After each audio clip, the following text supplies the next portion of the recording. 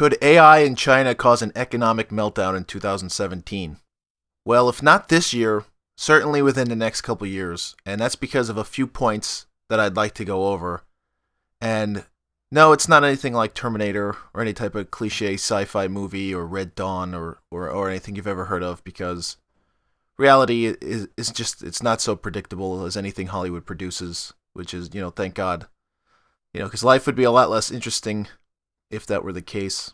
So, I guess this is like a three-parter. I'm going to start with bonds, specifically Chinese bonds.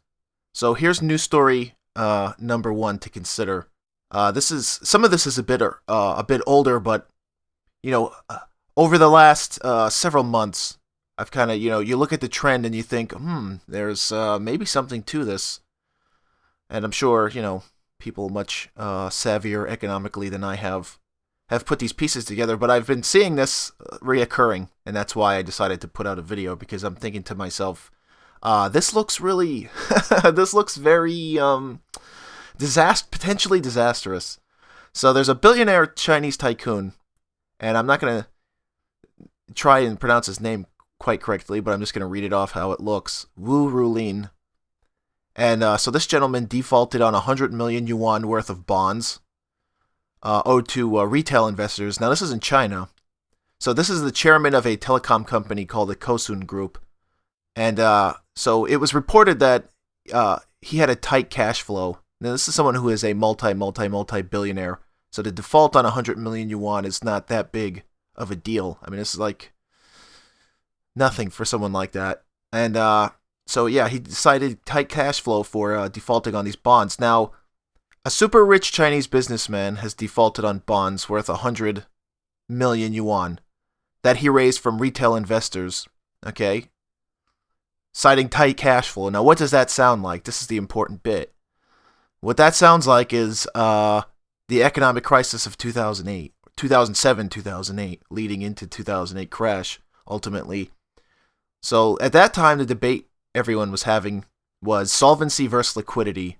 Now, people said, oh, it's these big banks, it's not that they've become insolvent, it's that they have a liquidity problem. So what we need is just to inject more money into the system, inject more money. So all these big banks were simply, that wasn't the case, of course. They were just simply masking the fact that they'd become insolvent by saying, we just need to more money pumped into the system. And then that way we'll be able to cover all that pesky, that liquidity crisis. And, that's exactly what they did, and it necessarily did not solve any of the problems, but I digress. So, underneath the quote-unquote liquidity crisis, after all is said and done, was, a solvency crisis. Like, what they tried to put out there was that, yes, everything's fine, it's just, we're a great functioning, solvent enterprise, it's just we don't have enough cash on hand. And, of course, we learned that that was not the case. As I said, the banks were insolvent then. They're even bigger now than they were at the time. And they're just as insolvent, in fact, worse off, despite all the money Obama pumped into them, on the taxpayer dime, of course, with trillions and trillions of dollars of bailout money. At the end of the day, what we learned. And as far as fake news goes, since this is the in vogue term, China's the king of fake stuff, right? And all the knockoff crap that's produced there, fake designer goods, etc. Fake meat.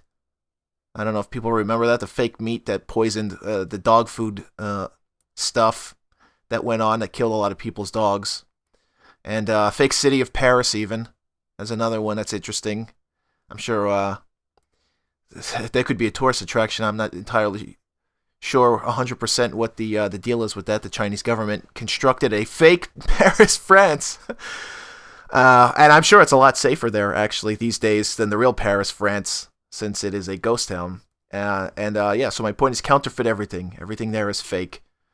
And, so next point, number 2, Alibaba. Alibaba is sort of like basically the Chinese Amazon. And Jack Ma is famous, sort of famous in certain circles. And recently, a news article was released. There was a headline that says, Jack Ma criticizes the United States because we've basically squandered our blood and treasure on absurd wars. And everyone's asking the question, like, why aren't we doing better economically as a nation? And that's He put that out there. So anyway, they came under scrutiny a few months ago, sometime in late 2016. December, maybe this was December. And yeah, so they came under scrutiny because they got caught selling counterfeit items. Now, how are these things relevant? Is probably what you're thinking. So you got Alibaba selling counterfeit goods, getting caught, and then you've got this guy, Wu Rulin, who is a famous Chinese billionaire, and he just defaulted on 100 million yuan. So let me tie this up so you can sort of see where I'm going with this. First, let me go back. Let's go back to 2008 crisis again. Okay, was it a solvency, insolvency, liquidity issue that caused the big banks to implode? Well, which one was it? Well, as it turns out, it ended up being more of a fraud issue if you go back far enough, because a lot of the derivatives that were propping up the global financial system were fraudulent. Wow, just like everything these days, you got corruption and fraud everywhere. So at the time, when Fannie Mae rather, and Freddie Mac largely considered the primary enablers for much of that housing crisis, the subprime mortgage crisis, which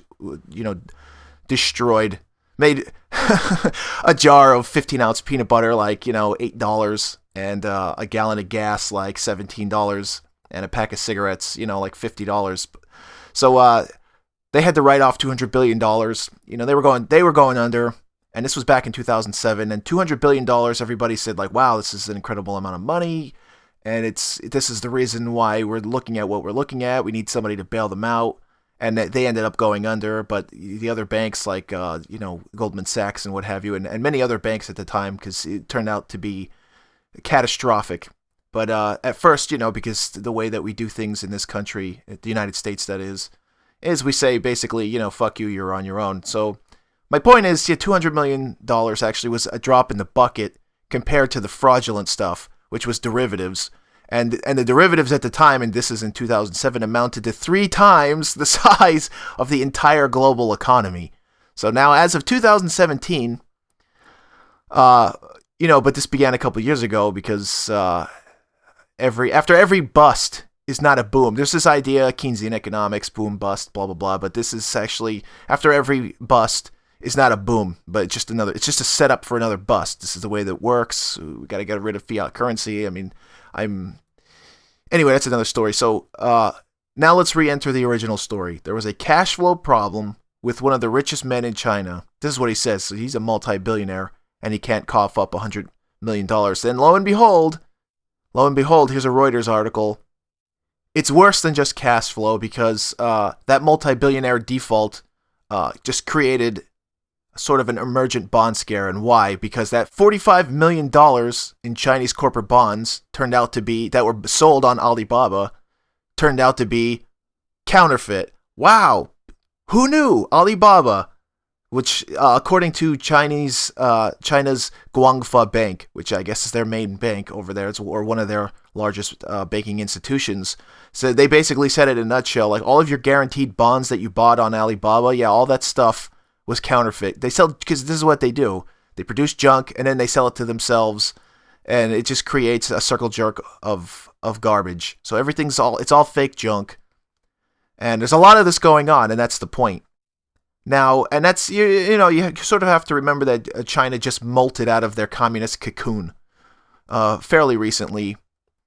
Of course, they had mercantilism for the longest time, as did all old world sort of governments. But when the industrialized nations sort of emerged as these like super powerful things, and everything became globalized, China was lost to the communist revolution and Mao and all that type of thing. So they're not long-standing practitioners of capitalism. And so this idea of forex trading, foreign exchange and markets and due diligence, this is all new to them. And you mix that with a culture of gambling.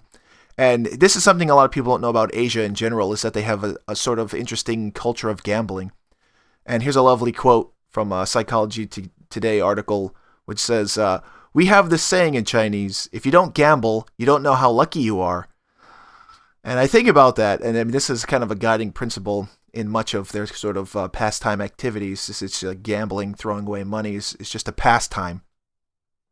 It's not frowned on in sort of the same way it is in the Western world due to, Puritanism and Christian, Judeo-Christian sort of ideas. And also Islamic in the Middle East, which is sort of anti-gambling as well for the same reason. And so now you've got that, and you add to that another subculture. So here's another layer. Another layer would be that they have a subculture in China of counterfeiting goods. And you end up with a toxic soup of junk bonds and crony behavior. Now, as for the next sort of point, and this is my last point, and this is just things to consider. And like I said, I watch these trends all the time, and so here you have the AI versus the global economy, and why it's sort of going to a potential disaster. So here's a stat that I bet you weren't aware of. Algorithmic trading makes up about 55% of U.S. equity trading volume, according to the latest research from Greenwich Associates. Now, by now, we're all sort of aware of the whole robots are coming for our jobs thing, but I think many would be surprised which industries are being hardest hit already.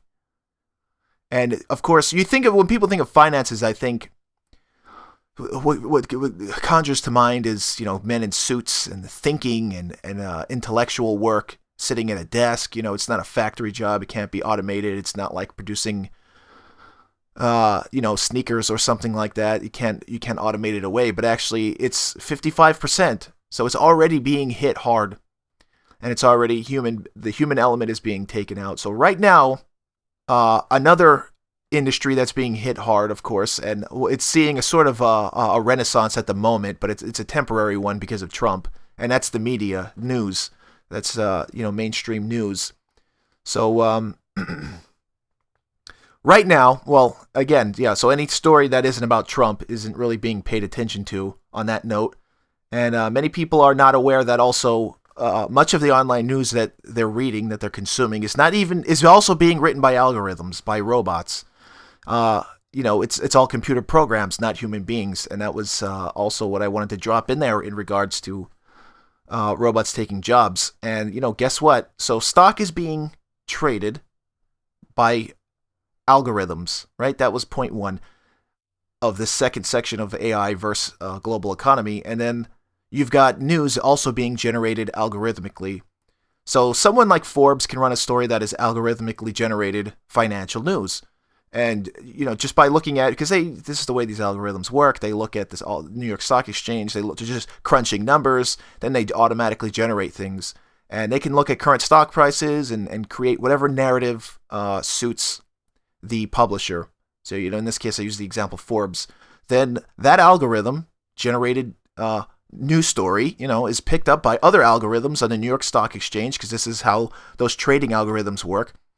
They take in a lot of different type of information, not just from the stock exchange, but also news stories. I mean, this is the way things work. Like you look at Trump right now. Anytime he tweets anything about, infrastructure, like we gotta rebuild our country, all of a sudden infrastructure stocks go skyrocket. And so it takes that type of thing, social information that comes from social media, which is very volatile, and it takes all these algorithmically generated news stories, which are generated by other algorithms, and then that price change based on how the trader bots are trading then trickles back up or down, if you will, to or horizontally, I suppose, to these financial news algorithmic generating stories, and then it gets picked up again and picked up again and picked up again. So then trader bots are trading, and those price changes are picked up by bots over at Forbes magazine that then write a news story based on that, which is picked up once again by trader bots, and you end up with this algorithmic circle jerk-off 69 that keeps feeding on itself and is a circle of counterfeit crap with zero basis in any economic realities whatsoever. And there's your part two. So there are two parts to the equation here. Are the robots rising up to take over humanity? Not quite. Are the Chinese going to take over the global economy? Not quite. Ultimately, but what we're seeing here is a lot of human error. Like although bots may contribute to an economic crash, what we're seeing ultimately is human error, and we're not seeing global resource management being taken into account. toward anything economical whatsoever. It's all just greed that's going to cause all the major mishaps in the world at the end of the day. But what I'm driving at here is that the climate is right for another perfect economic shitstorm a la 2007, 2008.